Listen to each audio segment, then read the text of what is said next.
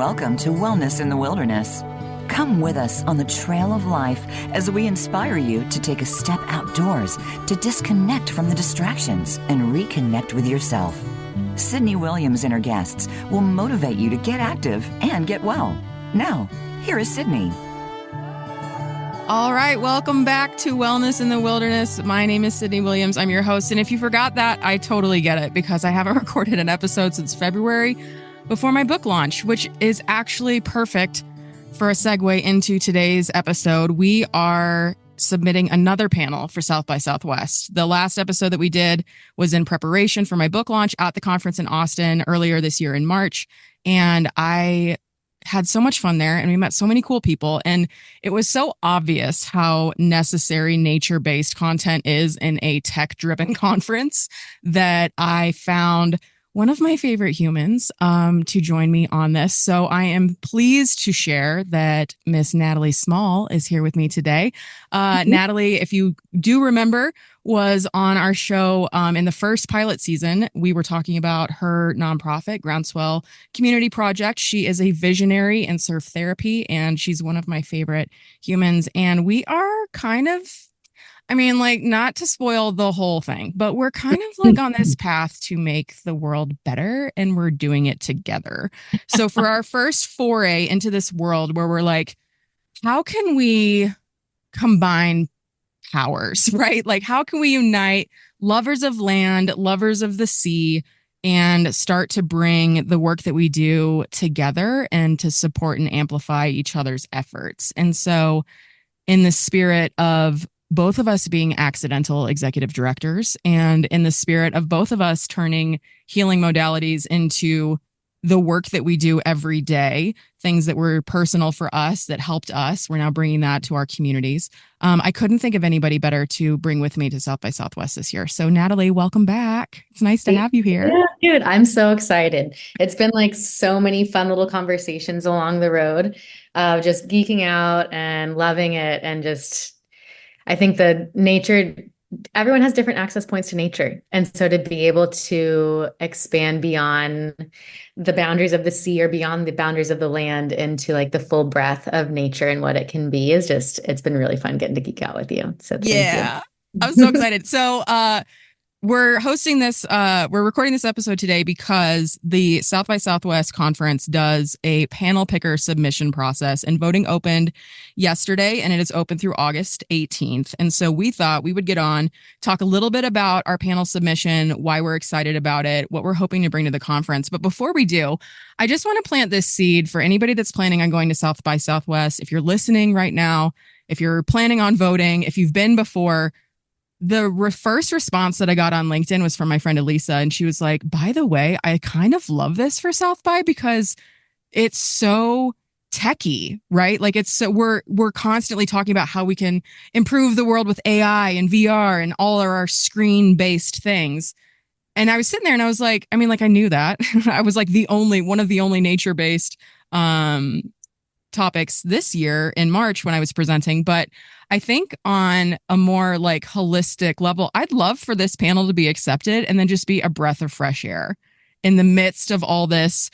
We're tweeting, or do you call it Xing now that it's called X? I don't know. But like we're like constantly like documenting this experience through these phones with all of our tech. And like, I just want everybody to remember where we came from and what we're here for. So we're promoting a panel and we're asking for your votes. We're humbly asking for all of your support. It's called Reconnecting with Nature, Healing Ourselves and the Planet, hosted by me and Miss Natalie.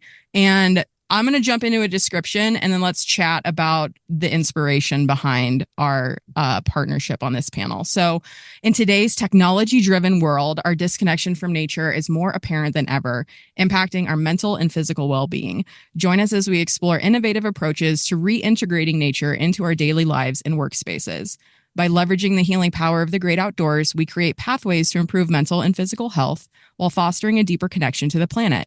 Together, we'll discover how nature-based therapies and outdoor experiences can serve as potent solutions to the widespread disconnection and environmental challenges we face today. Natalie, tell me about surfing and why it's epic and why people should come to this panel from your perspective. Like, what is it about your interest in this topic, considering we've both devoted our entire lives to doing this work. What is it about this that makes you excited to present something like this at South by Southwest? There's so many different pieces. And I know when we were jamming out about it earlier, there's like so many directions that we could go, from volunteerism to bringing nature back into the corporate spaces and workspaces, to even just like taking care of our own mental health, and burnout and fatigue.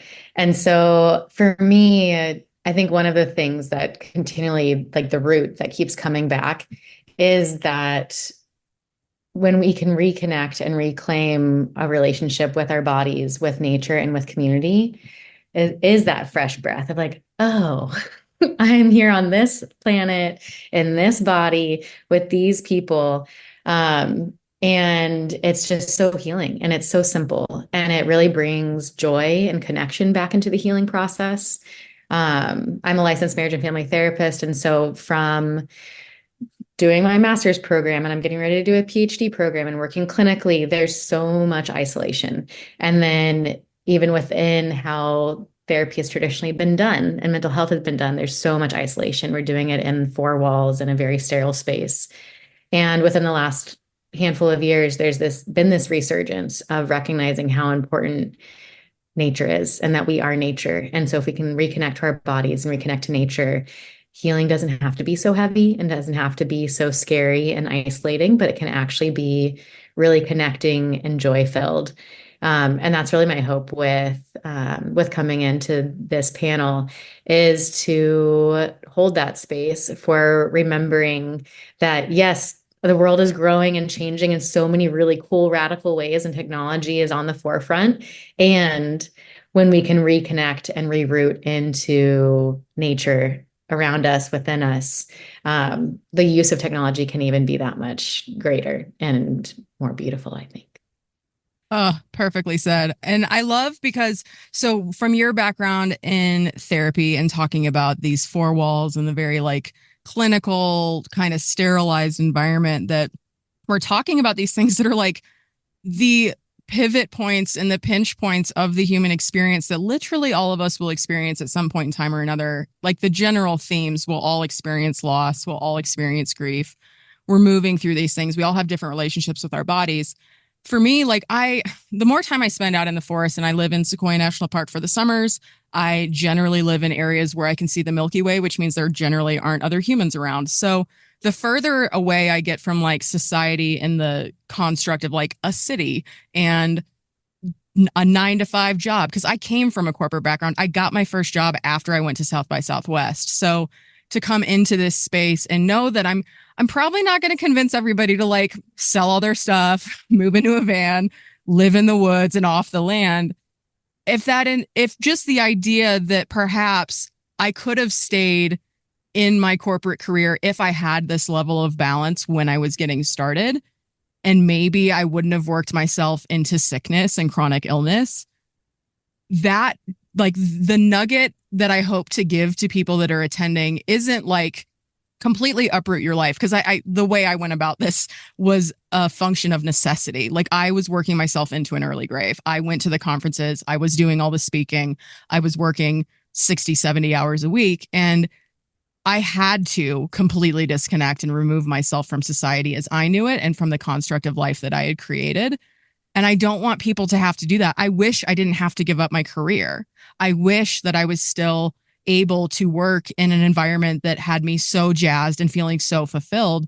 And also through the work that I've been doing outside of like that life that I constructed for myself, I realize how much I didn't have balance because I was always indoors.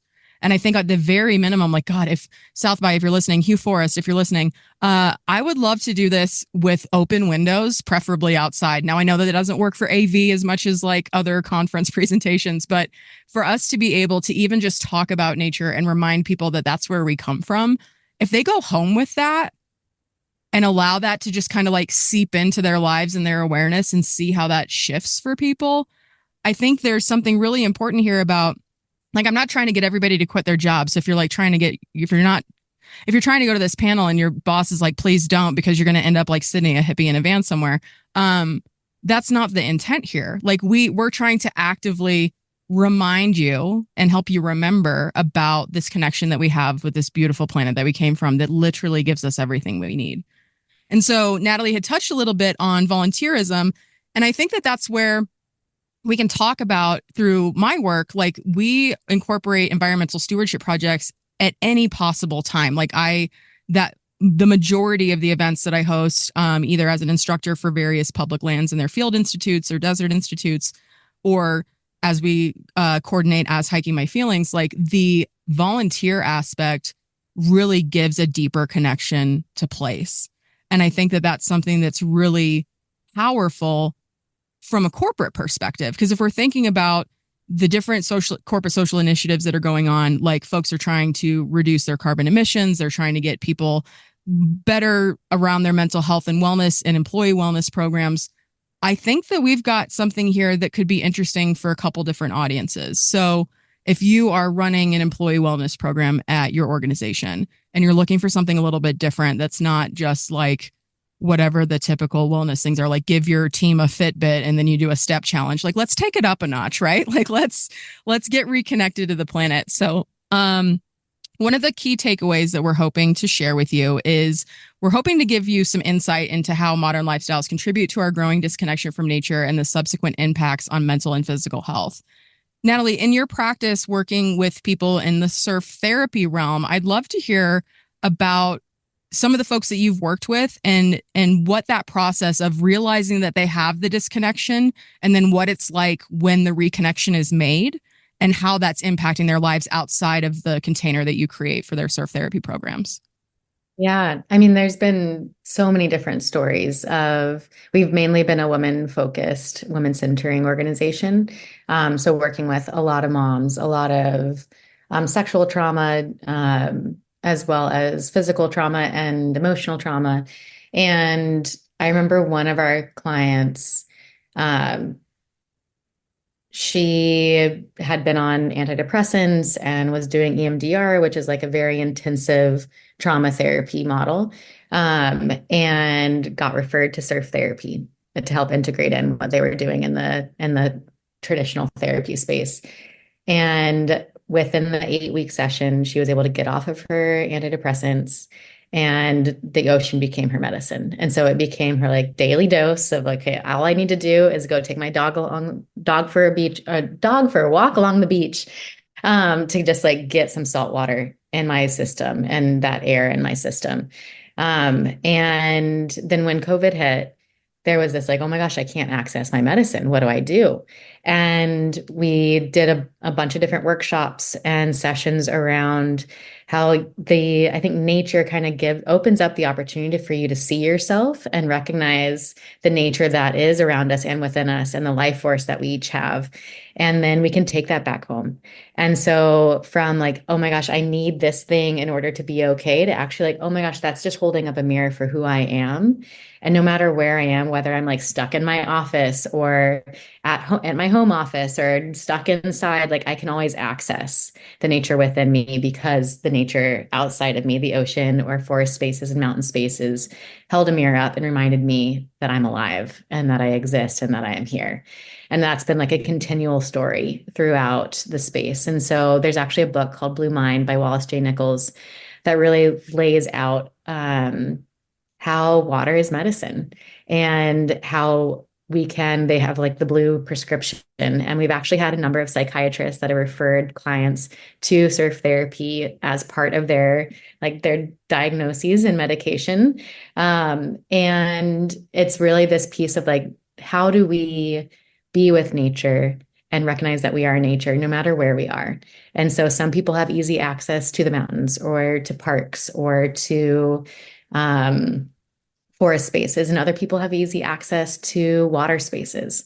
And so like right now I'm like surrounded by water, but I'm also surrounded by like Long Beach City.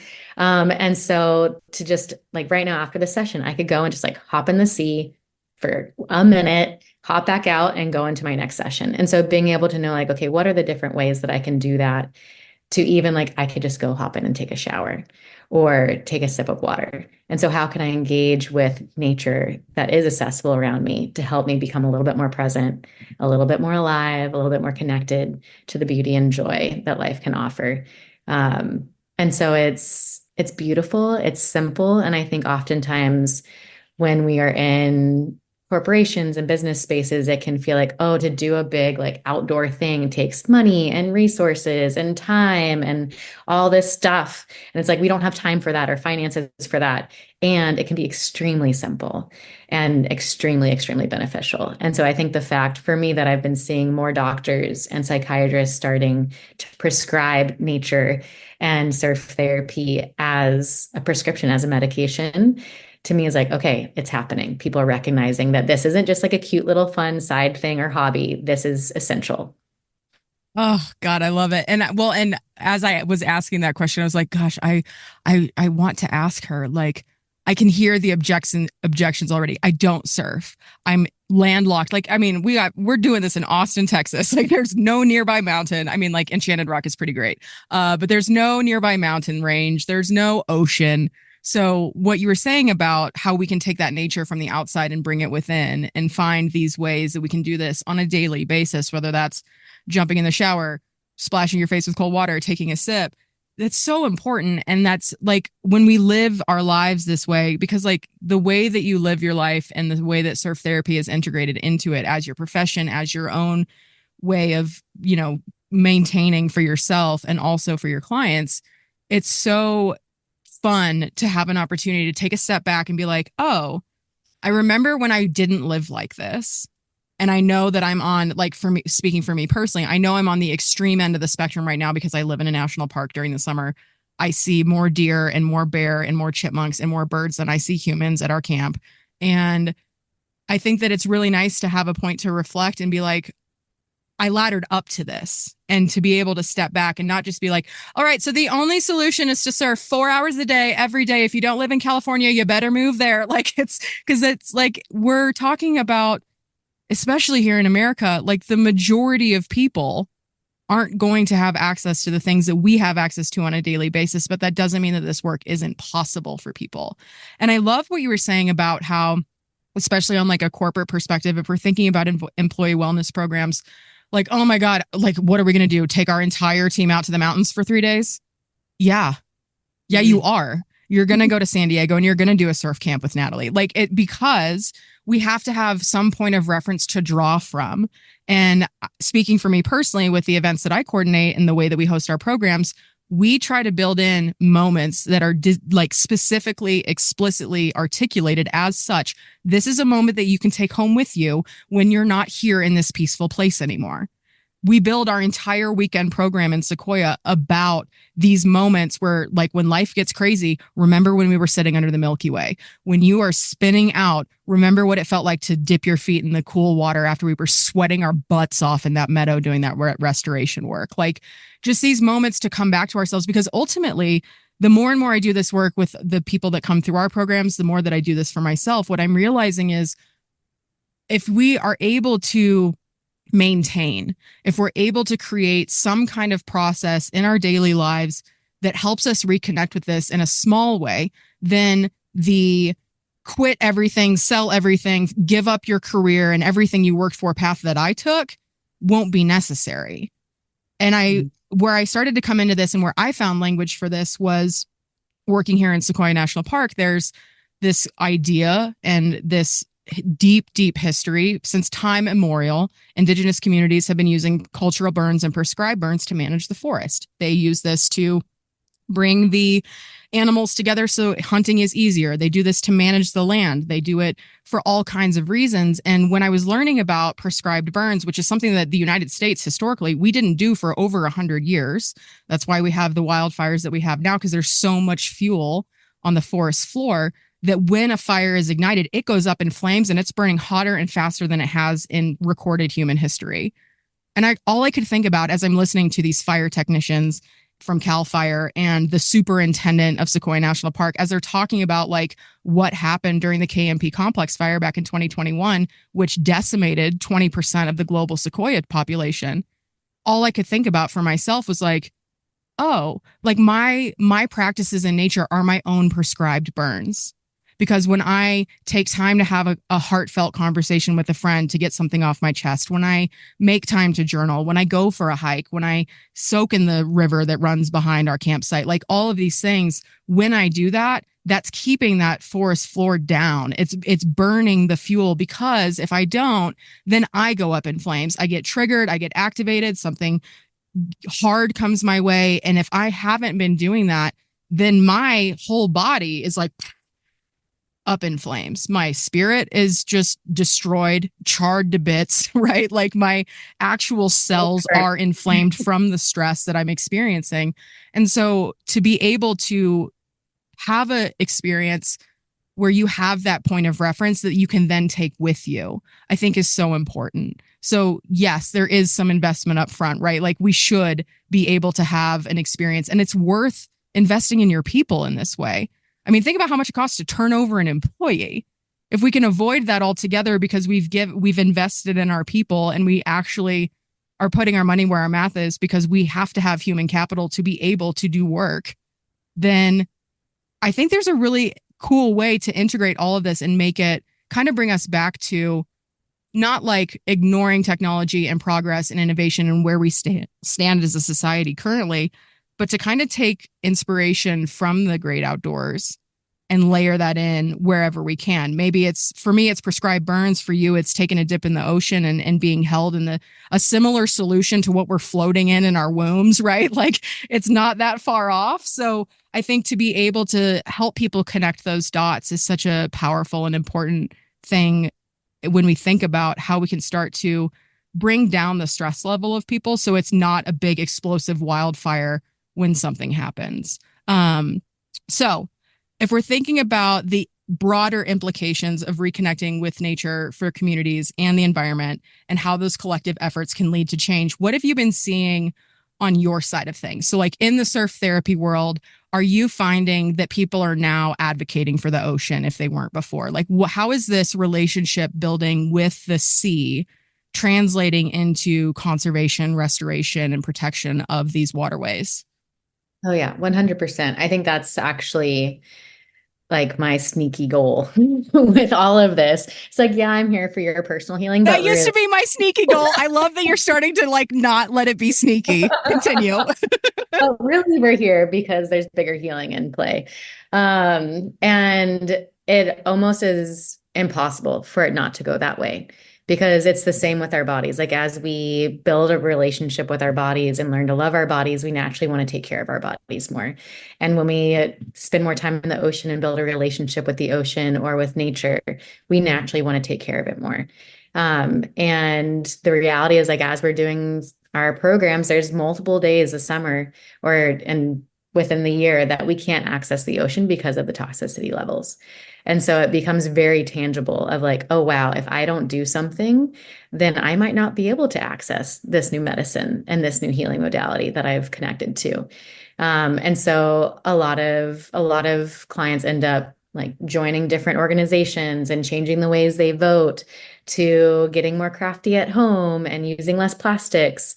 And so it's really beautiful to get a chance to see like how people turn it into like a new love language. And I think it shifts it from, there's like the fire around it and the anger around it, but then there's also this like, how do we do it from a space of love and connection, which creates that long-term sustainability. It's that same piece of like, if we go in full flames, then we're going to burn out. And so like, how do we do this sustainably from a space of love and connection? And acknowledging the fire that is behind it as well. But yeah, I think it's an essential element. And even like as like on the psychology side, the positive psychology shares how there's like 3 stages of human development. And the first stage is having an experience. And so you have an experience, and with surf therapy, we have people coming in that have been struggling with depression, anxiety, and that has taken over their whole world. And so you come in, you have an experience where you feel alive. You feel joy for the first time in a long time. You feel your body being strong. You feel connection to others. And you're like, oh, that was cool. But it was just like a one-off. That's not like who I am or something that's true about the world around me. That's just like a one-off, whatever. And then you do it again and you continue having that, like, oh my gosh, maybe this is true about me. Like, I am joyful. I am connected to others. I am strong, whatever those pieces are that are coming in. And so that's the second stage, is recognizing like that's not just a one-off, but this is something that's true about me. Like, yes, I am struggling with depression, and I can also experience joy. And then the next stage is recognizing like, okay, I have this joy and I can't contain it to myself. Like, it's my responsibility and my joy to share it with others and to make an impact, and recognizing that not only does the world have an impact and others have an impact on me, but I also have an impact on others. And so it just naturally fuels this desire to give back and to do something with it, which is the like ocean conservation, or shifting your relationships and how you're working and how you're maintaining life. And so it sounds like for you, Sydney, like that was like a full like 180-degree shift and change. But it is this piece of like, how do we make it sustainable, and how do we make it a way of being versus just like a full life like upheaval, but how does this become like a way of being on a regular basis that helps hold everything? And one of my mentors always speaks into how like we can't go backwards. Like, we can look back to our ancestors, back to time and back to history to learn from them, but we're not going to be able to like go back and do it the same way that they did it then, because we're in this time and in this place, and we have technologies and all these new things that are being developed. And so how do we learn from our ancestors, but also acknowledge where we are now? And I think we're in this really beautiful opportunity of being able to go two different directions. And so being able to recognize like, wow, we have so many resources and technology and tools, and how do we like have that balance between the two? So rather than the big pendulum, but how do we find that middle ground? And so it's an exciting moment, and I can really like feel the like, ooh, we're there. Yeah. Yeah, I can feel it too. And I love what you were saying about at the beginning of that, where you were saying how when we learn to love our bodies, we want to protect our bodies, we want to change the way we live, et cetera. And the same is true for the ocean. And it reminds me of that phrase, like, you can't love anybody until you love yourself, to which I always lovingly call bullshit, because I didn't know how to love myself. Self-love wasn't modeled or taught. I had to go seek out that information. And where I found the best example and actually learned how to see myself in a positive light was the way Barry loves me. Like, I learned how to love myself by witnessing how calm, comfortable, cool, and collected he is in his own life, in his own body. And I was like, oh my God, like, just being around you is regulating my nervous system, and I haven't even lifted a finger. Like, so I think that there's a really cool tie-in here where we can offer these different connection points to these places, to these modalities, ideally in ways where it's full immersion, but with the holding the space and container and understanding for that is not always possible for people. So what are the different layers to this that we can introduce folks to? I just love all of that so much. So we are here to get your votes, y'all. It's reconnecting with nature, healing ourselves and the planet. In the show notes, we'll drop a link to go vote. It's really simple. You have to sign up for a South by Southwest account, but it takes like no time. It's like 2 clicks, and then it's literally just click the up arrow. And if you have been personally impacted by Natalie's work in Groundswell Surf Therapy, if you've been through any of our programs here at Hiking My Feelings, add a comment. Like, let people know what is happening. There is an opportunity to add comments on the page where you vote for our panel.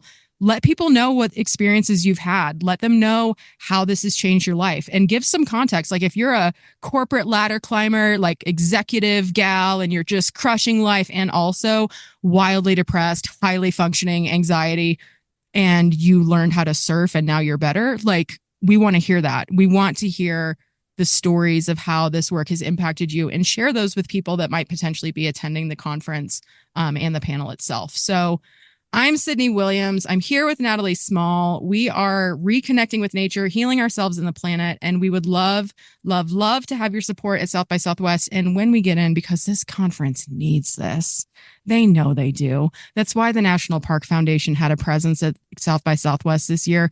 The world is catching up. Then the outdoor industry is starting to understand, oh, hey, maybe we should go talk to corporate people about how we can all work together, because you have all this technology and all this brilliance, and we have all of these resources that need protecting that are also very healing. I think it's time for all of this to come together and make like the most beautiful new wave of what it means to heal, because like there is always time and space for clinical, and there is always time and space for the white lab coat and the stethoscope. Like we need, none of this is to discredit the work that's being done in modern day medicine. And it draws deep inspiration from what I consider to be traditional medicine, which is indigenous medicine. Like we say traditional medicine today as if the Western medicine is traditional, and it's not. It's modern and it's new. So weaving in these deeply known truths about connection to planet, place, and people, weaving in Natalie's experience as a licensed marriage and family therapist, weaving in my capacity to just go sit in a space and develop a program. Like what? Like this is my superpower that I didn't know I had until I started doing this. And while I don't want all of you to come to this panel and then decide to quit your job because I'm not ready to be responsible for the collapse of capitalism, if something like that happens and your life is better for it, and then the world is better for it, and you take all the skills that you developed over the course of your career to go save a place or save yourself or connect with your community, then I'm actually not going to be mad about that. I won't be. If I'm responsible for the collapse of capitalism because I taught you how to love yourself and Natalie helped you get in the water and remember that like it's super important and it's like literally life and actually medicine, then we win and everybody wins, because you're not going to be sad, sick, or depressed anymore. You're going to be out there living on purpose. So that's what we're here for. Natalie, any parting thoughts, any ideas, nuggets, maybe a wisdom that you want to plant in case they can't come, but they want to know something? I don't know. What you got? I mean, I think just grounding into it only takes 3 breaths to re-regulate our nervous system. And so at any point when you're like, oh, I'm going to go vote, take a moment, take 3 breaths, feel where you are, notice what you smell, what you see, what's touching you, the colors around you, what you can hear, and then go vote. And that's something, I think that's one of the things that I just always come back to. It's like, it takes 3 breaths to just be a little bit more here, a little bit more present, a little bit more connected to the nature within you and around you. And so it can be that easy. I'm leaving it at that. It can be that easy. So check out the voting link in the show notes. If you're coming to the conference next March in 2025, be sure to save our panel when it gets accepted, because we're going to want to have this conversation with y'all. And between now and then, Natalie and I are kind of working on some really cool stuff, and I'm not going to spoil it yet, but like, if you think this is neat, y'all ain't even ready. So brace yourselves. In the meantime, go vote. And also, if you haven't gotten outside yet today, do yourself a favor. Put your face in the wind. Take 3 deep breaths, as Natalie suggested. And just remember that like everything that you've ever endured that was ever really hard, you've survived all of it. And we're here to talk about it now. We all have this in common. So let's go get it. Let's make the world a better place. You down? All right. Natalie's in. I'm in. Thank you so much for listening. And we will hopefully see you in Austin in March. Bye. Thanks for joining us on this week's show. We hope this episode has been a breath of fresh air for you and has inspired you to find your wellness in the wilderness. We will reconnect with nature and you again next week.